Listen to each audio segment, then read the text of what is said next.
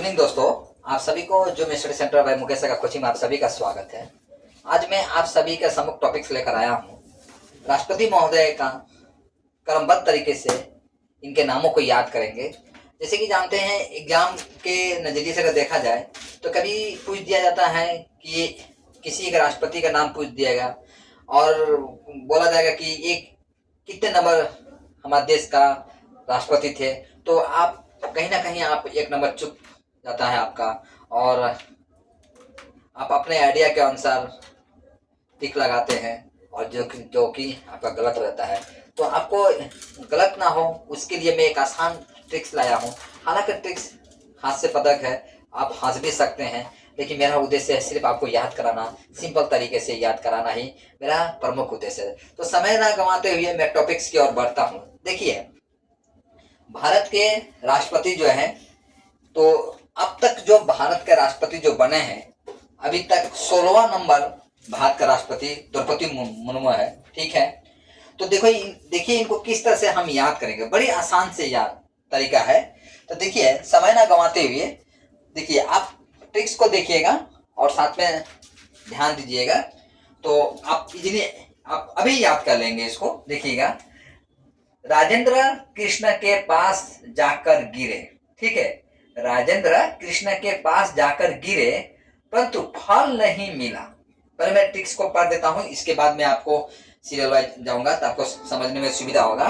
ठीक है, राजेंद्र कृष्ण के पास जाकर गिरे परंतु फल नहीं मिला, तभी जल से रामाशंकर और शंकर निकले और गए नारायण के पास। ठीक है, जल से कौन निकलता है?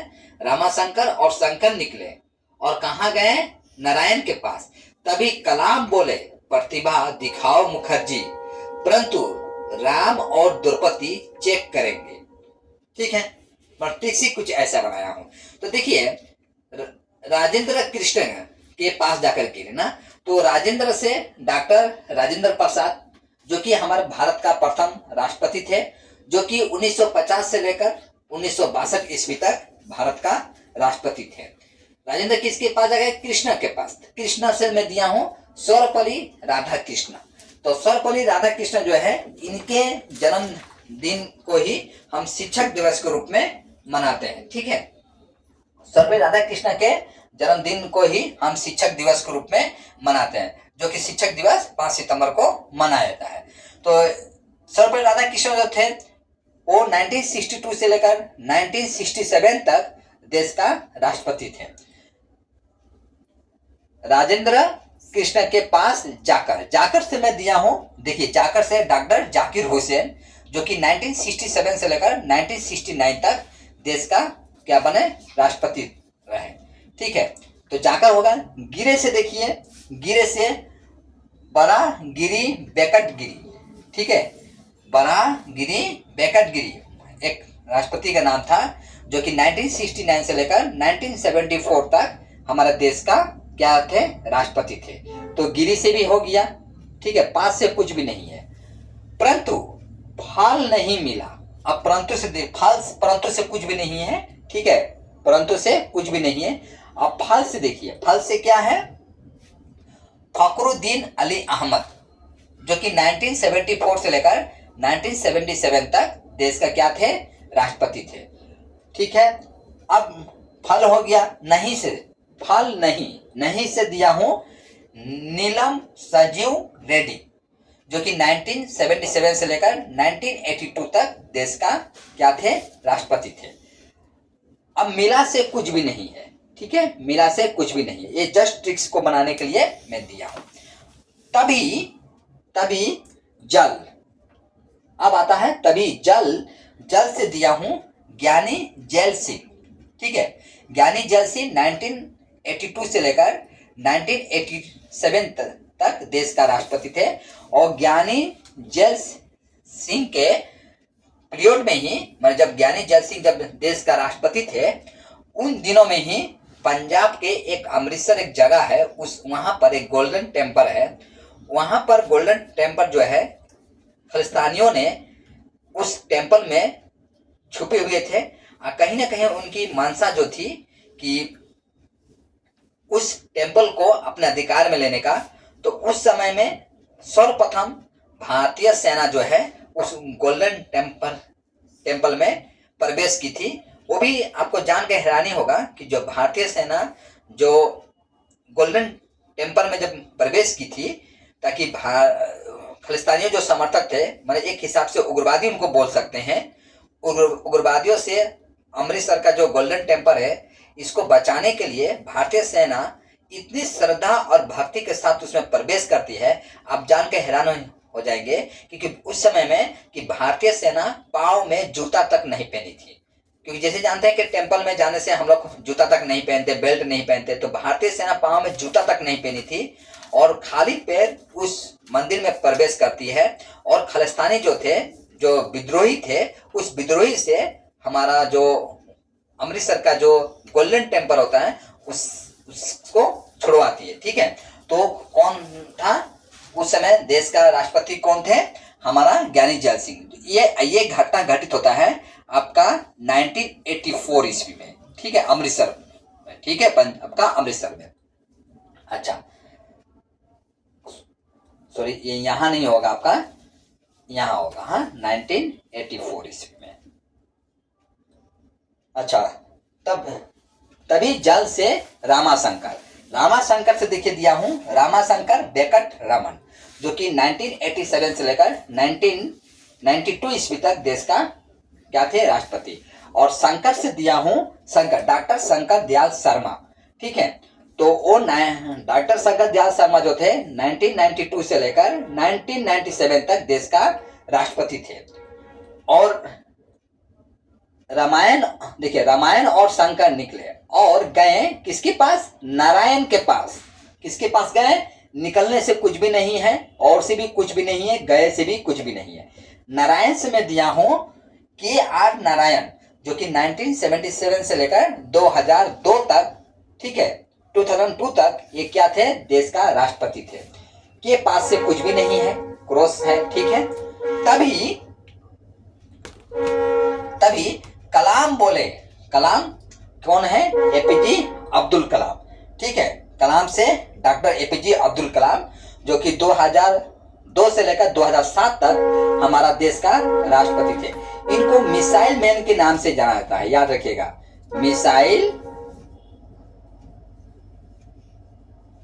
मैन के नाम से जाना जाता है। किनको? APJ अब्दुल कलाम को। और युवा पीढ़ी के लिए APJ अब्दुल कलाम मार्गदर्शक है, याद रखिएगा। तो अगर कोई छात्र बोलता है कि मैं गरीबी के कारण मैं नहीं पढ़ पाया, तो देखिए भाई, मैं एक बात बोलना चाहूँगा, बहनों को भी बोलना चाहूँगा कि कभी भी पढ़ाई में गरीबी बाधा नहीं हुआ है, याद रखिएगा। अगर आप गरीबी का बहाना बनाकर नहीं पढ़ रहे हैं तो ये आप झूठ बोल रहे हैं, अपने आप से झूठ बोल रहे हैं, हमसे नहीं बल्कि अपने आप से झूठ बोल रहे हैं। क्योंकि देखिए, अगर आप बोलेंगे गरीबी बाधा होती है पढ़ाई में, तो मैं मानता हूं कि आपका APJ अब्दुल कलाम थे, वो कभी भी देश का राष्ट्रपति नहीं बनते।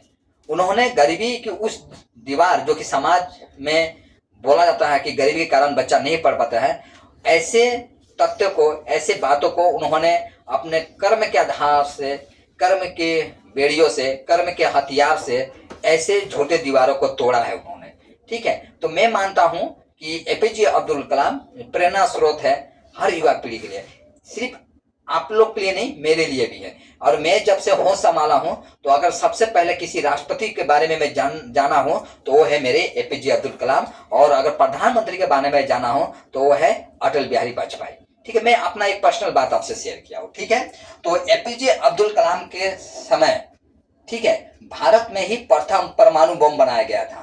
याद रखिएगा, अगर परमाणु बम नहीं होता तो ये जो हमारे पड़ोसी मुल्क जो है पाकिस्तान, तो थोड़े बड़े जब 6 फायर करता है तो फट करके भारत को धमकी देता है, मैं परमाणु बम फोड़ दूंगा, मैं परमाणु बम फोड़ दूंगा। तो जैसे ऐसा लगता है कि हम लोग जो सारे जो बम बना कर रखे ना, वो दिवाली में फोड़ने के लिए रखे हैं। ठीक है, तो ऐसा नहीं है। ठीक है, हम लोग जो भी ये श्रेय जो है परमाणु बम का, जो श्रेय है, देखिए वो किसको दिया जाता है? APJ अब्दुल कलाम को। और उस समय में APJ अब्दुल कलाम और आपका अटल बिहारी वाजपेयी देश का प्रधानमंत्री थे। तभी आपका मिसाइल बनाया गया था, ठीक है, जिसमें ये दो महान आत्माओं का बहुत बड़ा योगदान है, जो कि देश को सशक्त बनाने में इन्होंने बहुत बहुत बड़ा योगदान दिया था अपना, ठीक है। तो एपीजे अब्दुल कलाम, ठीक है। अच्छा देखिए, अब मैं बताया कलाम बोले प्रतिभा, प्रतिभा से दिया हूं प्रतिभा देवी सिंह, जो कि 2007 से लेकर 2012 तक देश का क्या थी, राष्ट्रपति। ये प्रथम महिला राष्ट्रपति है, याद रखिएगा। कौन? प्रतिभा पाटिल। भारत की प्रथम अगर कोई महिला राष्ट्रपति है तो वो है प्रतिभा देवी सिंह, ठीक है, जो कि 2007 से लेकर 2012 तक देश का प्रधानमंत्री थी। तो प्रतिभा दिखाओ से कुछ भी नहीं है, प्रतिभा दिखाओ मुखर्जी, ठीक है। तभी कलाम बोले प्रतिभा दिखाओ मुखर्जी। किसको बोले? मुखर्जी को, मुखर्जी साहब यानी हमारे देश का प्रधानमंत्री, ठीक है। तो मुखर्जी से दिया हूं प्रणब मुखर्जी, जो 2012 से लेकर 2017 तक हमारा देश का क्या थे, राष्ट्रपति थे, ठीक है। परंतु से कुछ नहीं है, राम और द्रौपदी चेक करेंगे। राम से दिया हूं, राम से रामनाथ कोविंद, जो कि 2017 से लेकर 2022 तक थे। ये रामनाथ कोविंद बिहार से बिलोंग्स करते थे। तो 2017 से लेकर 2022 तक ये देश का क्या थे, राष्ट्रपति थे।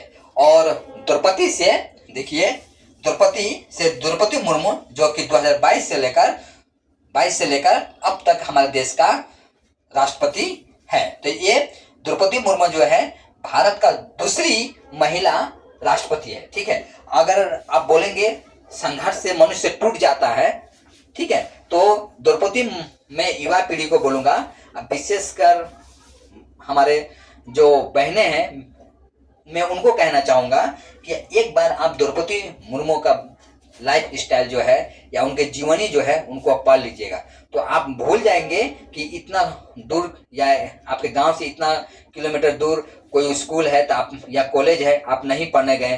क्यों? बहाना ये था कि स्कूल दूर है तो मैं नहीं पढ़ने जाऊंगा। ये सारा बहाना आप दूर हो जाएगा। और पारिवारिक समस्या का अगर बात करेंगे तो देखिए, द्रौपदी मुर्मू एक ऐसी राष्ट्रपति है कि उन्होंने बेसमय ही अपना पति को खोया, बेटे का खोया, 2 बेटा को खोया, लेकिन फिर भी अपना साहस को नहीं तोड़ी और एक समय देश का क्या बनती है, राष्ट्रपति बनती है, ठीक है। तो इनका लाइफ जो है बहुत संघर्षपूर्ण था। तो उस संघर्ष में ही उन्होंने अपने आप को कभी कमजोर नहीं रखा। तो मैं मानूंगा कि इनके जीवनी से भी हम जो युवा पीढ़ी है बहुत कुछ सीख सकते हैं। तो द्रौपदी मुर्मू का लाइफ स्टाइल जो है या इनके जीवनी को मैं तो जब जाना इनके बारे में, मैं भी पहले नहीं जानता था, पर जैसे कि मैं आपको सिखा रहा हूँ उस तरह से मुझे भी लगा कि इनके बारे में जानना चाहिए। मैं इनके बारे में जब जाना तो सच पूछी तो रोए खड़े हो गए थे। इतना संघर्ष करने के बाद इतना ऊंचा पद पर आसीन हो जाना ये कोई साधारण सी बात नहीं है। अब मैं आप लोगों के लिए एक और बात बताना चाहूंगा कि देखिए, आप लोग यहाँ एक कमेंट बॉक्स में आप एक हमें बताएंगे कि किनके शासन के समय, किस राष्ट्रपति के शासन के समय चीन जो है भारत पर आक्रमण किया था, ठीक है, और किस जगह पर किया था, ये आपको कमेंट बॉक्स में आंसर देना है। हालांकि मैं बता देता हूं, ठीक है, आई थिंक अब शायद ना सके तो एक मैं स्लोगन दे देता हूं, हिंदी चीनी भाई भाई, ठीक है। ये किस देश का नारा था, हिंदी चीनी भाई भाई। जैसे जानते हैं ना कि आप इंडियन प्रोडक्ट पर विश्वास कर सकते हैं पर चीन का प्रोडक्ट पर विश्वास नहीं कर सकते। भले ही चीन का प्रोडक्ट जो है सस्ता मिलता है लेकिन आप वो लॉन्ग लास्टिंग नहीं करता। वहीं इंडियन प्रोडक्ट जो है भले आपको महंगा मिलता है लेकिन आप उस पर विश्वास कर सकते हैं। तो जिस चीन के स्लोगन जिस तरह से सही नहीं है उसका, वो भले ही भाई भाई का नारा देता है। तो चीन ही एक ऐसा था कि चीनी जो प्रधानमंत्री हमारे यहाँ पर आए थे भारत में, और जब वो चले गए चीन में तो वहां जाकर हमारे भारत पर आक्रमण कर दिए थे। वो समय था 1962। उस समय हमारे देश का जो कि राष्ट्रपति थे वो कौन थे, डॉक्टर राजेंद्र प्रसाद थे। डॉक्टर राजेंद्र प्रसाद हमारे देश का प्रथम राष्ट्रपति थे। और चीन ही हमारे अरुणाचल प्रदेश का बहुत सारे सीमाओं पर माने क्षेत्र पर अधिकार जमा लिया था। लेकिन उन दिनों में हमारा जो है कई मित्र राष्ट्र हैं जो कि हमारा सपोर्ट किए थे और कहीं ना कहीं चीन को पीछे घसकने के लिए बाध्य कर दिया गया था। और जो इंटरनेशनल प्रेशर बनता है, जो हमारे मित्र राष्ट्र है, और इंटरनेशनल प्रेशर जब बनता है उनको ऊपर, चीन के ऊपर में, तो अंततः उसको चीन को क्या करना पड़ता है, मैकमोहन जो रेखा है, तो आपको मैं ये भी बता देना चाह रहा हूँ, इंडिया और चीन के बीच में जो सीमा है उस सीमा को मैकमोहन रेखा बोलते हैं। ठीक है, मैंने कहने का मतलब जैसे एलओसी आप जानते हैं, लाइन ऑफ कंट्रोल, तो लाइन ऑफ कंट्रोल क्या है, इंडिया और पाकिस्तान के बीच की जो सीमा है उसको एलओसी कहते हैं। उस तरह से चीन और भारत के दोनों के बीच के जो सीमा है तो उसको मैकमोहन रेखा बोलते हैं। ठीक है, इस तरह से मैं आज का जो टॉपिक्स है आपको यहीं पर समाप्त करता हूं और मैं आशा करूंगा कि आप इसको अच्छी तरह से समझ गए होंगे और जो एग्जाम के नजरिए से है ये आपको बहुत इंपॉर्टेंट है। और साथ में मैं ये भी कहना चाहूंगा, इससे संबंधित अगर टॉपिक्स को और भी इजी बना सकते हैं तो आप, मेरा कमेंट बॉक्स खुला है, आप कमेंट करेंगे और साथ में जो आपका थोड़ी बहुत जो ज्ञान की प्राप्ति हुआ तो ये काम कर कीजिएगा, आप इस वीडियो को दूसरों को भी शेयर कीजिए ताकि जो आप थोड़ी बहुत जो आपको ज्ञान की प्राप्ति हुई साथ साथ में दूसरों को भी ज्ञान की प्राप्ति हो जाए। ठीक है, तो आज का क्लास को मैं यहीं समाप्त करता हूं, अपने जीवा पर यहीं विराम लगाता हूं और मैं अपने क्लास को यहीं समाप्त करता हूं। आशा करूंगा कि आप इस टॉपिक्स को पढ़ के थोड़ी बहुत ज्ञान जरूर अर्जित किए होंगे और आज की क्लास मैं यहीं समाप्त करता हूं। जय हिंद।